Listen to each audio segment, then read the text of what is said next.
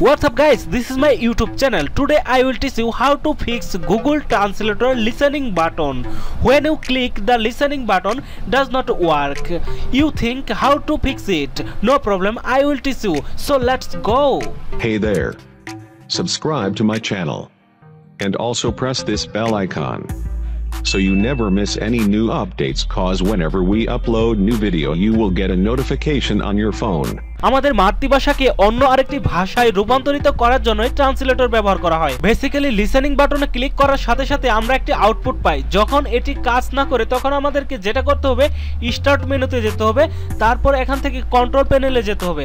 তো কন্ট্রোল প্যানেলে যাওয়ার পর আপনাদেরকে এখানে খুঁজতে হবে যে হার্ডওয়্যার অ্যান্ড সাউন্ড, জাস্ট এইখানে ক্লিক করতে হবে।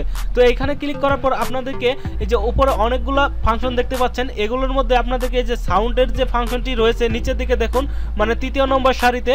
তো সাউন্ডের ফাংশনে গিয়ে আপনাদেরকে এখানে ম্যানেজ সাউন্ডে ক্লিক করতে হবে। তারপর আপনারা স্পিকারের উপর মাউস পয়েন্ট রেখে মাউসের বাম দিকে ক্লিক করে কনফিগারেশন স্পিকারে ক্লিক করবেন। তারপর আপনাদের সামনে এরকম একটি পপ আপ উইন্ডো চলে আসবে। তো এখানে গিয়ে আপনাদেরকে যেটা করতে হবে, তো এখানে দেখুন স্টোরিও যেটা আছে, স্টোরিওটাকে সিলেক্ট করে দিবেন সবার উপরেরটা, তারপর নেক্সটে ক্লিক করবেন।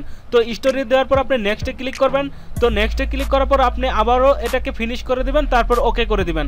তো এই কাজটুকু যদি আপনি করেন তাহলে আপনি সম্পূর্ণ কাজ কমপ্লিট। তো এখন যদি আপনি আপনার মানে গুগল ট্রান্সলেটরটাকে ব্যবহার করেন, লিসেনিং বাটনে অথবা কোনো বাটনে ক্লিক করেন, তাহলে কিন্তু সরাসরি সেই ভয়েসটা পাবেন। আমাদের দেশের নাম Bangladesh. Our country name is Bangladesh. আমাদের চ্যানেলটি সাবস্ক্রাইব করুন। Subscribe to our channel. আমাদের চ্যানেলটি সাবস্ক্রাইব করুন। ভিডিওটি দেখার জন্য ধন্যবাদ। Thanks for watching the video.